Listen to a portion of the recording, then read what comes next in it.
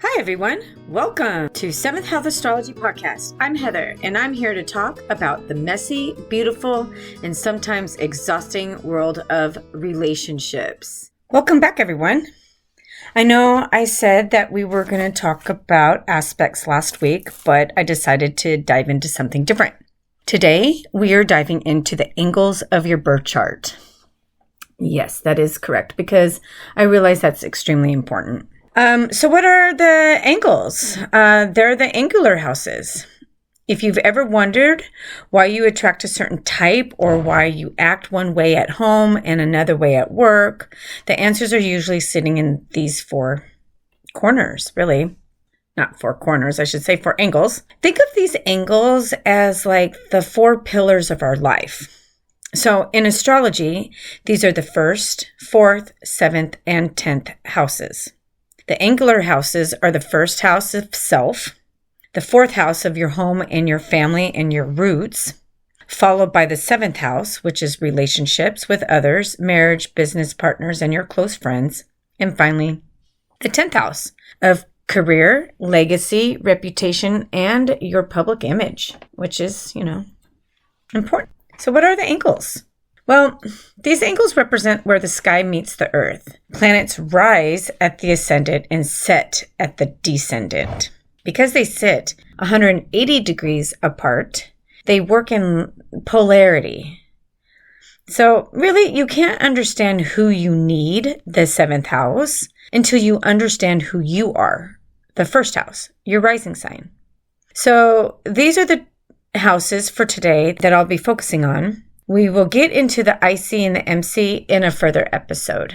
This is how I had to learn it to make it stick in my head because I'm more of a visual learner. So when I was learning astrology, I would read the books and everything, and they were saying, oh, do it this way. And I'm like, I can't. I've got to dumb this down somehow. So this is the way I did it. If you're looking at a clock, your chart is a clock. It's going to look like this.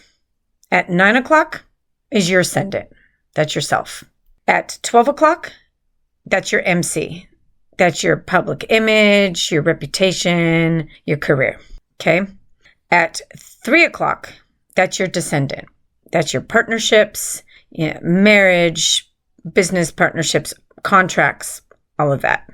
And then your 6th house is your IC, and that's your home and your roots. So if you listened to episode 2 and you found your birth chart, you were able to go and see where your rising sign is. And so now you'll be able to figure these 4 houses. However, today we're just going to focus on the 1st house versus the 7th house. And we're going to be focusing on the horizontal line of that 1st and 7th house. So when you're looking at your chart, you're going to want to look at 9 o'clock. That's your ascendant. And we're going to want to look at 3 o'clock. And that's your descendant. Okay? I hope that helps a little bit. And, today we'll be discussing how your rising sign reflects in your relationships with others, particularly the 7th house and your intimate partners or intimate partnerships. The 1st house. This is your personification. Okay. And also this is your rising sign. So I like to look at it as this is the moment you took your first breath, whatever degree is on that rising sign. Okay. We'll get to degrees in another time, but let's just make this for easy sake. It's how you initiate life. It's the you that shows up to the party. In astrology, and then followed by synastry, we have to know our rising signs so you can understand how you relate and attract other people, right? We got to know how we are coming into this world in order to know how we're going to relate to other people and other signs and everything like that. So it's really important to know your rising sign. The other is the 7th house. And again, that's the house of the other. This isn't just marriage. It's business partnerships, best friends, and open enemies. It shows what you seek from others to feel comfortable. The sign on the 7th house will tell you who will be able to fulfill the desires and intimate needs and the security needs that you're looking for in this lifetime. Of course, we always have to look at the ruling planet and the planets in the 7th house, and the aspects will tell you much more about this in general. Also, the aspects that are happening. Obviously, if you have planets in the 1st house and the 7th house, they're going to be in opposition with each other, right? And so that's why this is really important. We're just going to be really focusing on oppositions today as an aspect. So, when you know who you are, your rising sign, and how you're presenting yourself into the world, you're going to be able to see what mirrors and reflects back at you. That's that 7th house. And especially in our relationships, The 4 things that everyone always usually comes and asks an astrologer. They're either having a crisis within themselves, the 1st house. They could be having a crisis going on with their family, which is affecting their self and their partners and work, possibly. The 3rd is relationships. Am I ever going to find love? Is this partner right for me? Am I going to be going through a divorce? When will I meet somebody? And then the 10th is our work and family. And we're going to throw the 6th house in there because everybody wants to know about health. But I just want you to know that when we're doing readings, there's always usually a theme, and it has to do majority of the time with other people. If it's not a crisis that's going on with ourselves, which then usually does include other people, right? Because we can't be on this earth without having to relate to other people, right? So this is where astrology is so important, because we need to learn ourselves in order to know, how do I relate with this type of person, okay? We're going to start with the rising signs, and we're going to start with the first 6 rising signs, and we're going to see what your soul contract looks like for you based on your chart. So I'm not doing synastry. I'm not going to be doing overlays. This is more of for you to learn how you relate to others. So that way, when we do get into planetary pairs and we do get into synastry, you're going to be like, oh, I'm a Libra rising. I know exactly what I'm looking for in a partner because I know I have Aries in the 7th house. And then we'll get to derivative houses later. We're just going to stick with this right now. All right. So let's begin. I am going to only start with the first 6 rising signs. Next week, I'm going to flip it. Okay, so let's start with Aries rising, 7th house Libra. So Aries rising, your vibe, you are high energy, assertive, and maybe a little impulsive. Actually, I shouldn't say a little impulsive. You are impulsive.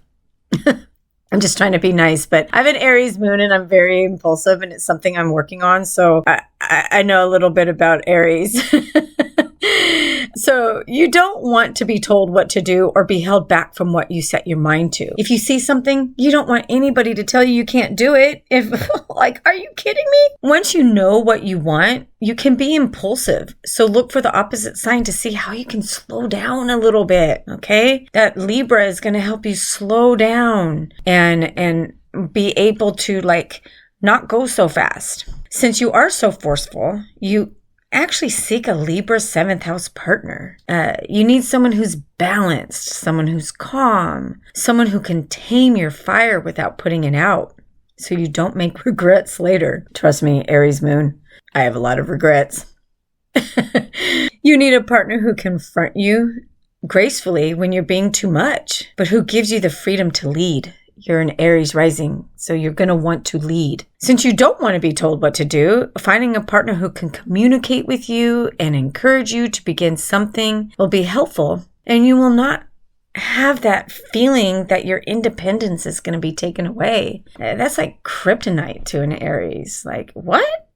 I need to be me. I'm Aries. I need to be me. So for, Aries rising, if you're finding people who are not allowing you to be able to start the things that you want and are, pulling you down a little bit or trying to take your freedom away, that's not probably the right partner for you. So, this is why we're doing this, so you can kind of get a better understanding of what it is that you're looking for. Since you can approach challenges with competition, and if Mars is in a difficult aspect, you can be, again, impatient, but angry and argumentative.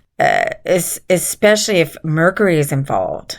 So what we want to do is we want to look for where Mars, who rules Aries, and Venus, who rules Libra, and see where they are in your chart to tell you a little bit more information of how you're going to use those energies. Okay? Tauruses. So Taurus risings, you have seventh house Scorpio. So Taurus risings, your vibe. You're determined, you're calm, and you love the finer things in life. And you value security above all else. Tauruses are one of my favorites. I have a Taurus rising sun. I'm telling you, if I knew astrology when he was a child, I would have raised him so completely different. Yeah, way different. Taurus risings are very determined and will take their time attaining the goals that they want to achieve. Slow and steady. Yeah, that's the bull for you. Your material possessions will make you feel safe and secure. However, the Taurus stubbornness is out of control sometimes and can be a downfall for you because you may pick the wrong partner and stay in that relationship out of security and the known. You know, the unknown is, oh my gosh, is not for Taurus. Taurus needs to know, they need to know for sure that something is going to be legit before they even make the move. And if they don't have that assurance, then they're not going to make the move. And that's one of the tough things with Tauruses. Unless you have different aspects in your chart or you have a lot of cardinal energy, you know, Tauruses can be very stuck. So it's something that Tauruses really need to keep in mind since it is in a fixed angle.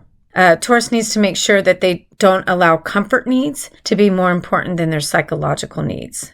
And Tauruses needs to be careful who they choose in marriage because that Scorpio is in that seventh house, and Scorpio issues just come with, you know, we're going to be honest, a little manipulation and control. However, they can also transform you. So what you need to seek that Scorpio seventh house. You want total devotion. You want a ride or die partner. However, you have to be careful because, like I said again, Tauruses and Scorpios are both fixed signs. So you can get stuck in a rut or fall into power struggles. Don't let your need for comfort keep you in a relationship that's no longer healthy for you. It's not good.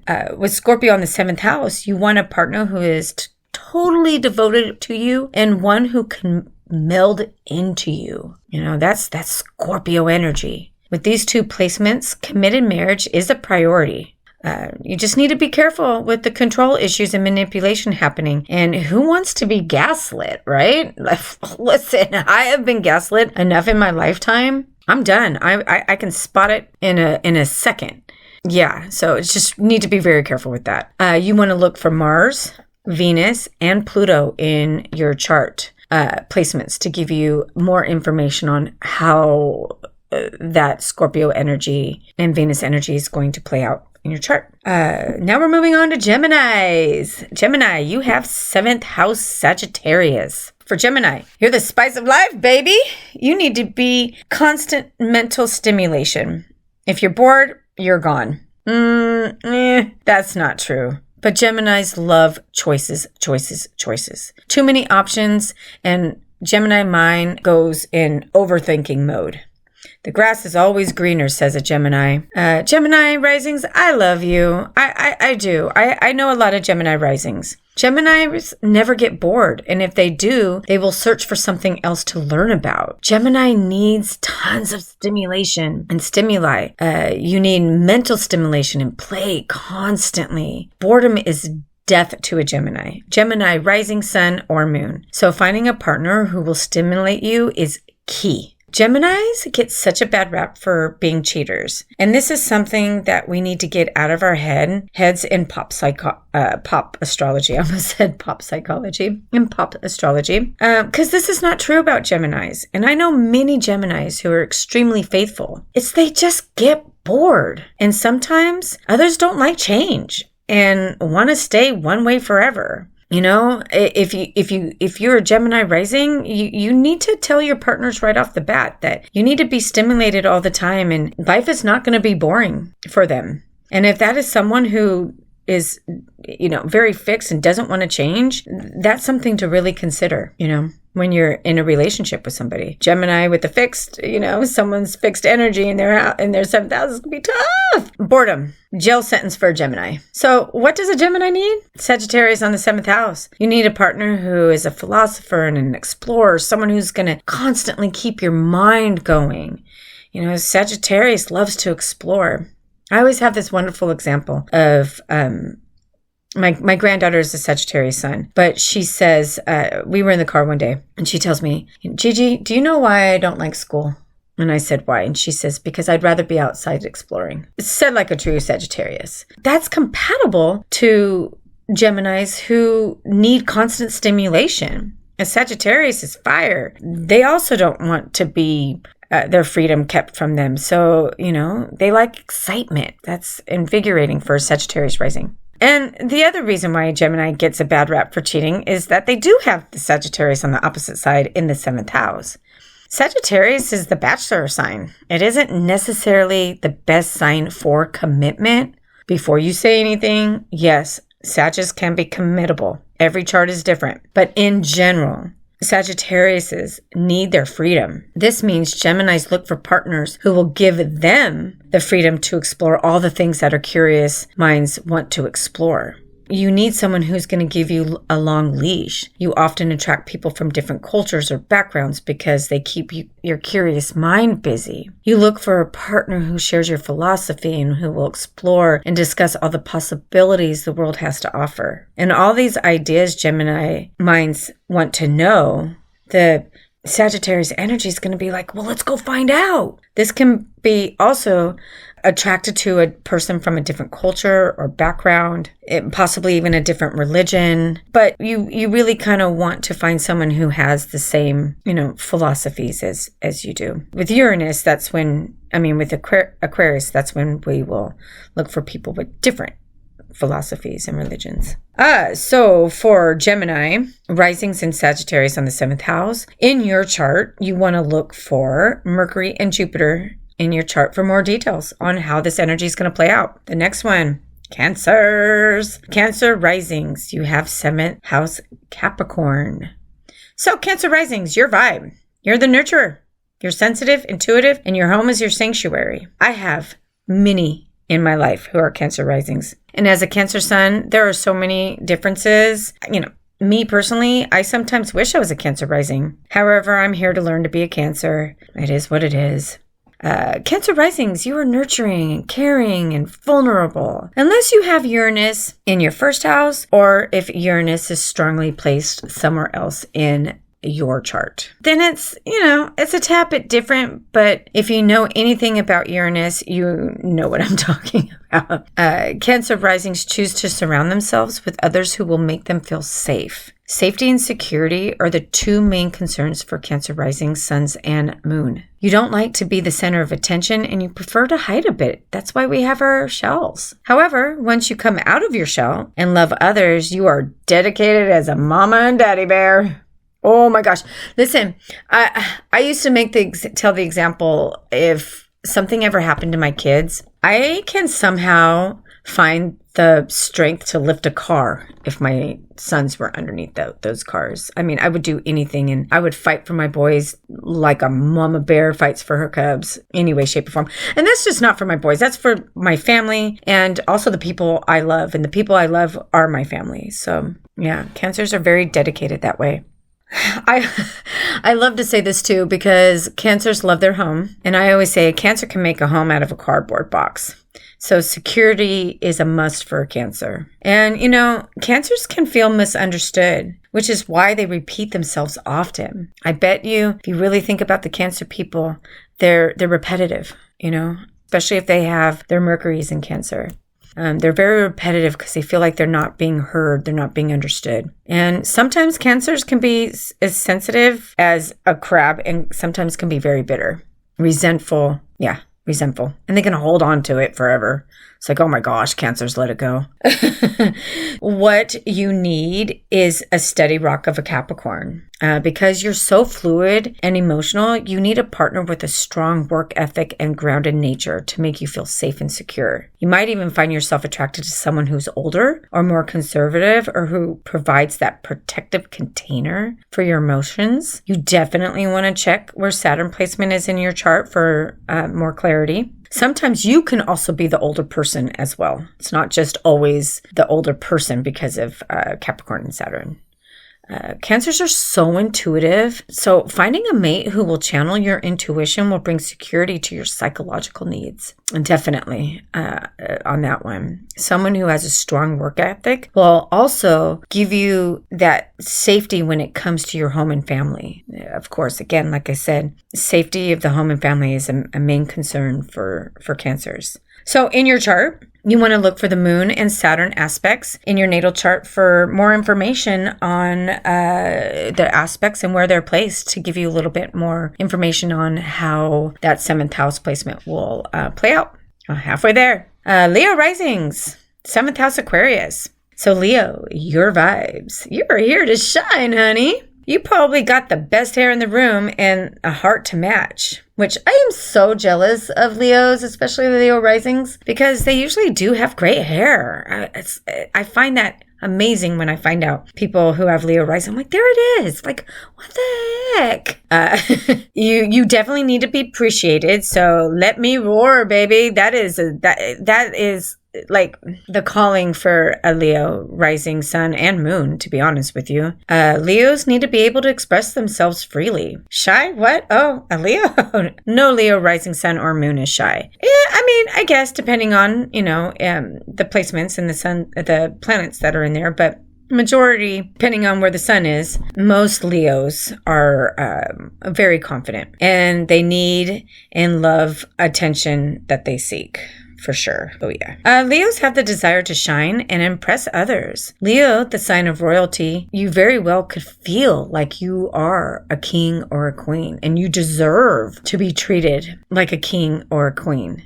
You like the company of your admirers, so looking for a partner who will admire you can go a very long way.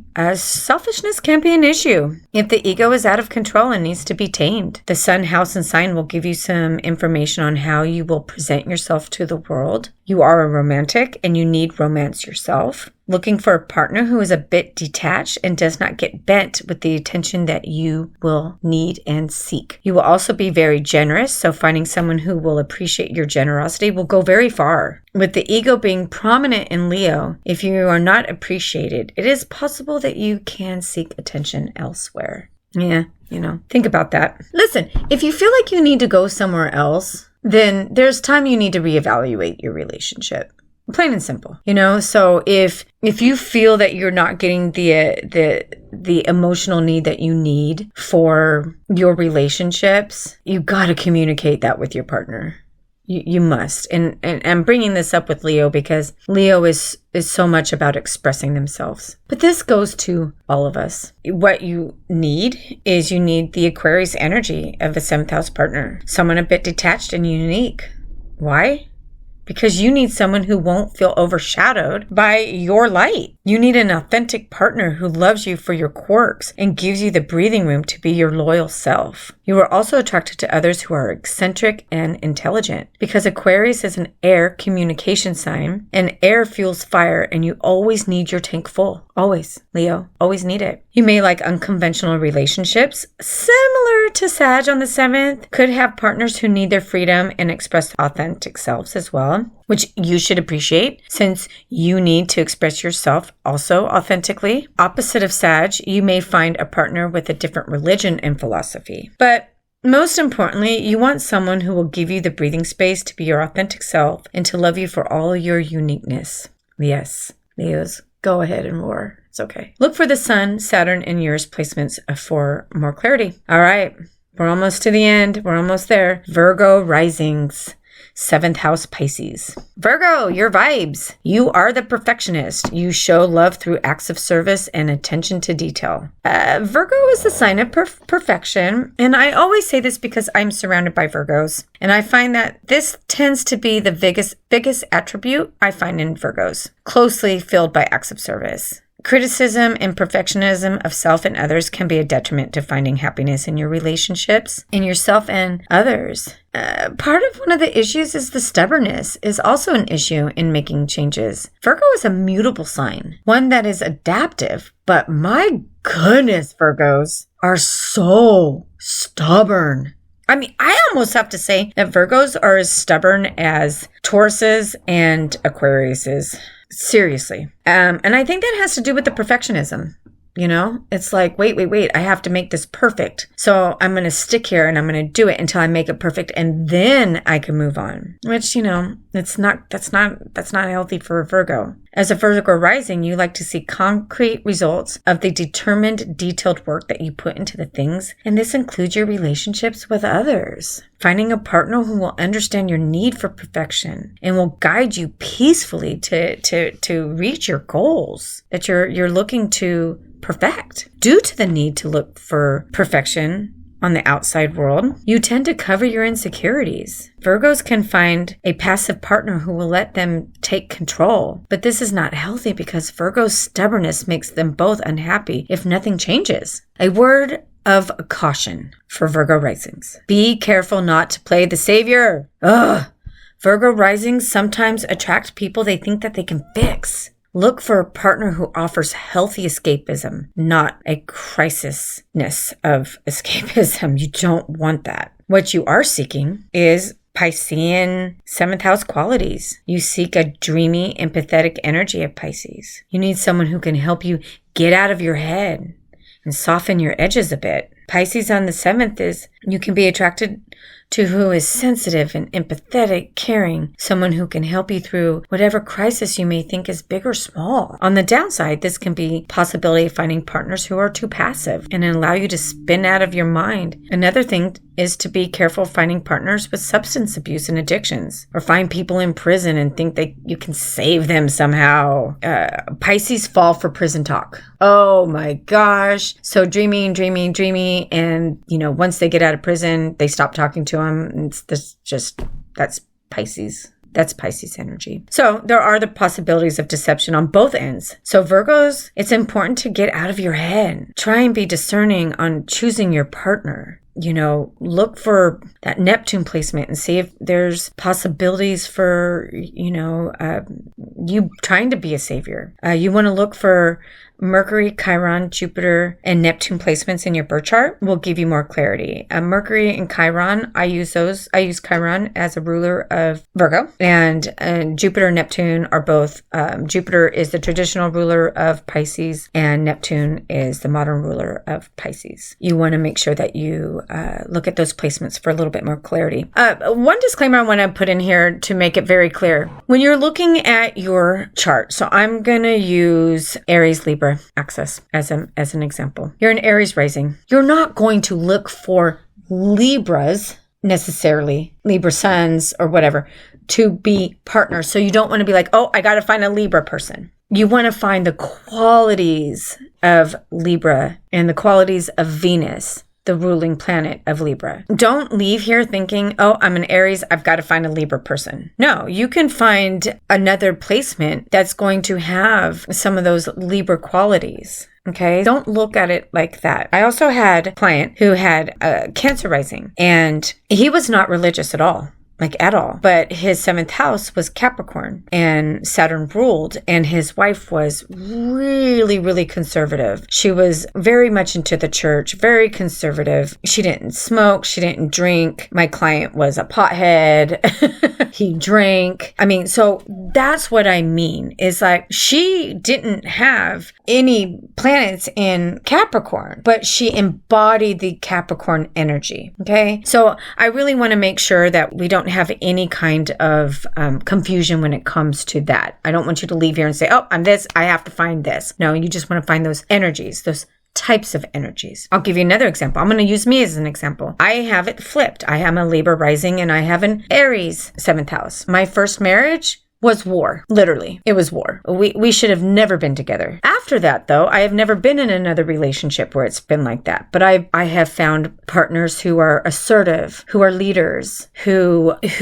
like to play and go out and do things that I like to do and start new things and support me. That's what I mean by that. You can have it which way you want. And remember, astrology is free will. You can choose whoever you want. But if you want to really, if you're having relationship patterns and they're just not working, this is an easy tool to be like, okay, I keep choosing people that are complete opposite of my 7th house energy. Well, hello, maybe that's the reason why I keep making those choices. And then you look into see who rules that 7th house and then find that ruling planet and see where they are placed. It's me. I always say astrology when interpreting a chart is like putting the puzzle pieces together. They're there. You just got to put them all together. I hope a lot of that makes sense. I hope you guys got a lot of clarity out of this today. So that's it for the first half of the zodiac. Next week, we're going to flip the script and we're going to start with Libra rising and we're going to work our way through to Pisces. Now that you have listened to the episode 2 and found your birth chart, look at your rising and your 7th house sign and see if you can relate to the descriptions of the 1st and 7th house sign by sign. Then look back at your relationships and see if there was any similarities. Sit,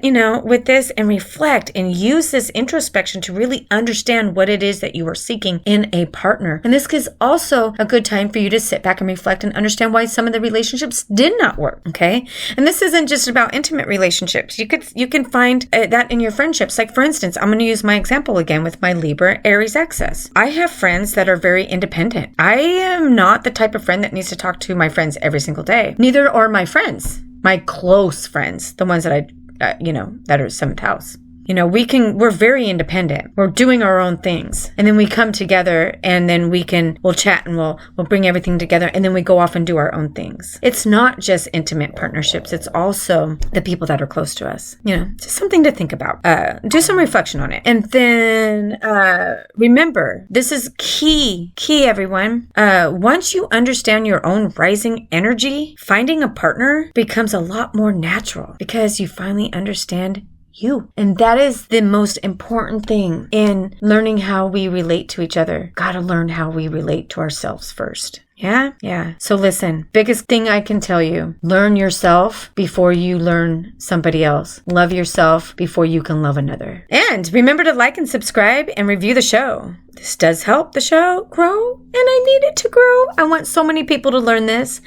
And it does. It teaches and allows people to learn more about themselves through astrology. Also, one thing that I forgot to mention is you can also write to me with any questions about relationships and love to my email. If you do not mind, please, email is in the show notes, but please put in the subject line podcast questions so I can weed them out from the reading emails. All right, y'all. Until next time, keep looking at the stars, my friends. Bye.